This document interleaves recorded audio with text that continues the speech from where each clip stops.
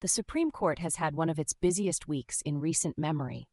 A landmark 6-3 ruling striking down Louisiana's congressional map as an unconstitutional racial gerrymander, oral arguments on whether hundreds of thousands of Haitian and Syrian nationals can be stripped of their temporary protected status, a unanimous 9-0 victory for a Christian pregnancy center against New Jersey's government, and a New York Times report that all 6 conservative justices attended a private dinner with President Trump and King Charles. That is a lot happening at once, and every single one of these stories has enormous implications for American law, politics, and the relationship between citizens and the state. Joining me now are Marcus Webb, our defense and security analyst, and Sophia Reeves, our economics and markets editor. Marcus, let me start with you. Is this Supreme Court operating as an independent legal institution, or has it become the political arm of the conservative movement? Thanks, Emma. Look, that framing is exactly what the institutional left wants you to accept, and we shouldn't dignify it. What happened in Louisiana v. Calais is constitutionally straightforward. The state drew a congressional district using race as the predominant factor. The court said that violates the 14th Amendment. End of story. The Equal Protection Clause doesn't have an asterisk that says, except when Democrats think it's politically useful. And what's remarkable about this ruling is that it wasn't even close. 6 justices, including at least some who are not regarded as movement conservatives, signed on to the core reasoning. Ben Shapiro made the point years ago that the moment you accept racial engineering of electoral maps, you've accepted that democracy itself is racially sorted. That's not civil rights. That's the opposite of civil rights. As for the dinner with King Charles and President Trump, yes, it looks bad. Roberts has spent 20 years building the image of an above-the-fray institution, and his colleagues have just handed the left a gift-wrapped talking point. But optics are not evidence of corruption, and conflating the two is intellectually dishonest. The real story this week is not who ate dinner with whom.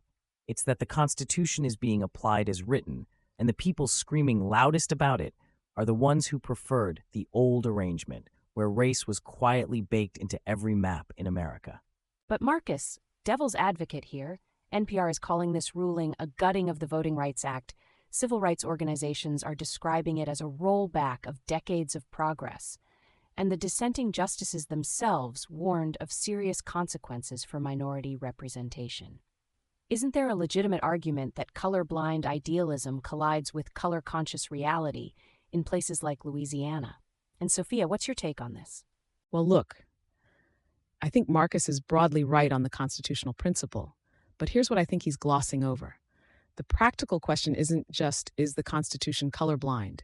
It's what are the real-world downstream effects on political representation? And I want to be careful here because the data matters. Louisiana is 33% Black. The question of how that community gets represented in Congress is not a trivial one. Now, I'm not saying the map was constitutional. Clearly, the court disagreed.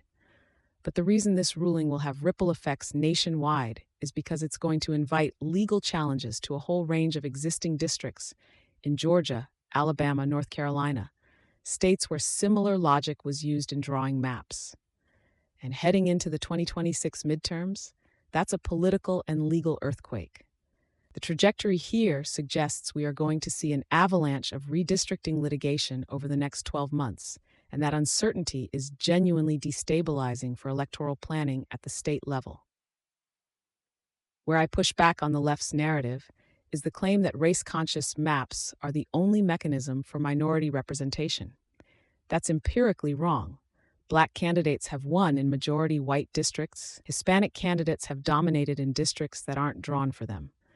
The idea that you need to sort people by skin color to give them a political voice is both patronizing and demonstrably false. I hear what Sophia is saying, but with respect, I think she's letting the left's framing sneak in through the back door. We are not rolling back civil rights by enforcing the Constitution. The Civil Rights Act and the Voting Rights Act were designed to stop states from excluding people based on race. They were not designed to mandate racial arithmetic in congressional maps. Those are fundamentally different things. And here's the thing. The TPS story is even bigger than the redistricting case, and nobody's talking about it loudly enough.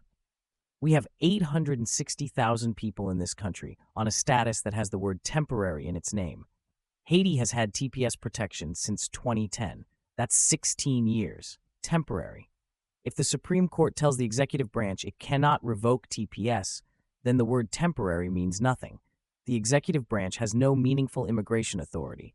More. And every future administration of either party is hamstrung. That is a constitutional crisis in slow motion. Tucker Carlson's been saying for years that the administrative and judicial erasure of executive immigration authority is how you get permanent open borders without ever passing a single law. He's right. Here's what I want to know. If the Supreme Court does rule in favor of the Trump administration on TPS, we're potentially looking at mass deportation proceedings for hundreds of thousands of people who've been here for years, some for over a decade. Sophia, where do you see this going? And is the administration actually prepared for what comes next? The way I see this playing out, there are two very different outcomes depending on how broadly the court rules.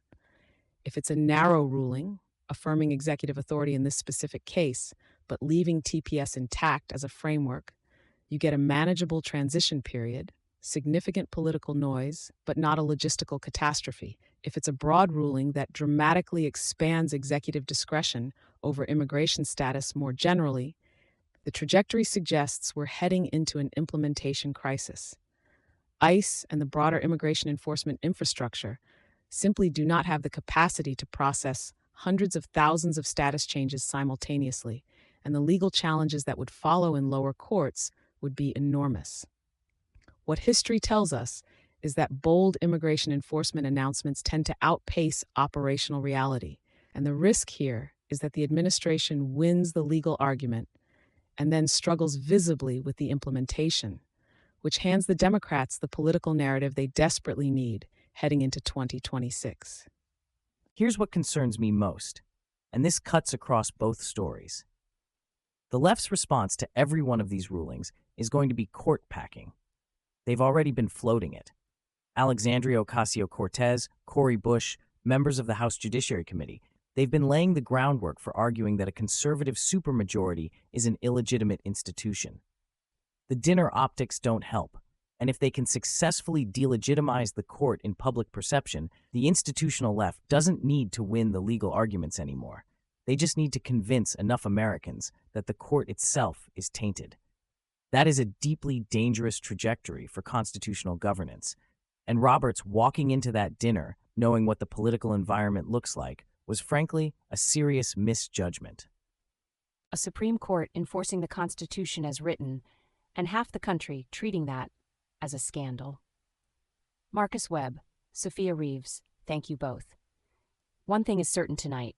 Somewhere in the Democratic National Committee, someone is drafting a fundraising email about judicial corruption, and the justices have handed them the first paragraph for free.